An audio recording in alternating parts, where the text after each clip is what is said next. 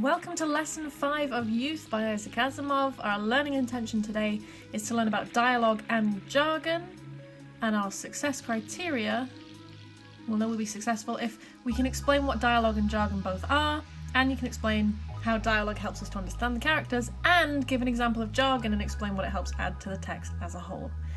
So that's a lot to be getting on with, and as a result of that we're going to need to have a look at 2 different chapters today, but luckily they're very short. As usual, you do not have to listen to me read the chapters out loud, you can just read them yourself. We've attached a paper copy, so just read the chapters yourself if you want to, and move on to part C for your tasks today. Let's get started. Chapter 4. Slim started at the sound of footsteps and brightened when it turned out only to be Red. He said, "No one's around. I had my eye peeled, you bet." Red said, "Shh, look. You take this stuff and stick it in the cage. I've got to scoot back to the house." "What is it?" Slim reached reluctantly. "Ground meat. Holy smokes, haven't you ever seen ground meat? That's what you should have got when I sent you to the house instead of coming back with that stupid grass." Slim was hurt. "How'd I know they don't eat grass? Besides, ground meat doesn't come loose like that. It comes in cellophane, and it isn't that colour." "Sure, in the city. Out here we grind our own, and it's always this colour till it's cooked." "You mean it isn't cooked?" Slim drew away quickly. Red looked disgusted. "Do you think animals eat cooked food? Come on, take it. It won't hurt you. I tell you, there isn't much time." "Why? What's doing back at the house?" "I don't know. Dad and your father are walking around. I think maybe they're looking for me. Maybe the cook told them that I took the meat. Anyway, we don't want them coming here after me." "Didn't you ask the cook before you took this stuff?" "Who? That crab? Shouldn't wonder if she only let me have a drink of water because Dad makes her. Come on, take it." Slim took the large glob of meat, though his skin crawled at the touch. He turned toward the barn, and Red sped away in the direction from which he had come. He slowed when he approached the 2 adults, took a few deep breaths to bring himself back to normal, and then carefully and nonchalantly sauntered past.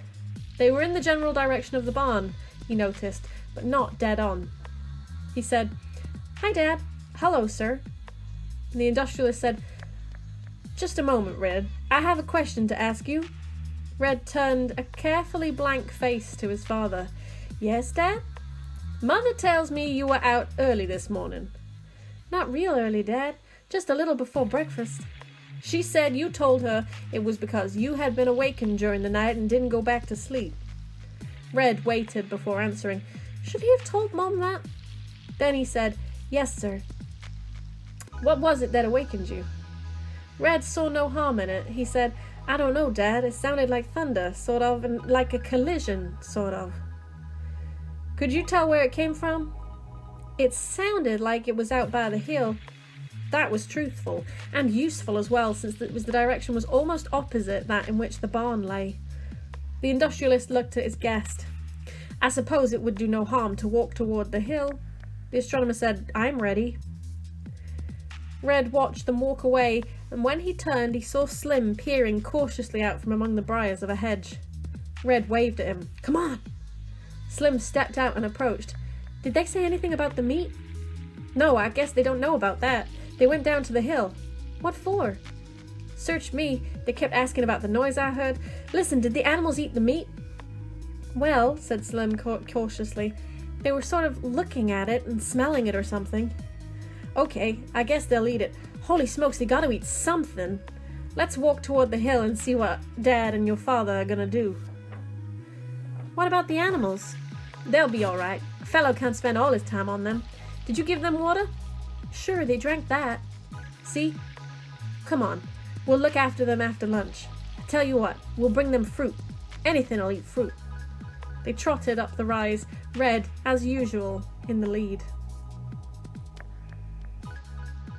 Okay, so that was chapter 4. You need to go to part B for the next chapter, or just read the next chapter yourself and go to part C for your tasks. So, off we go!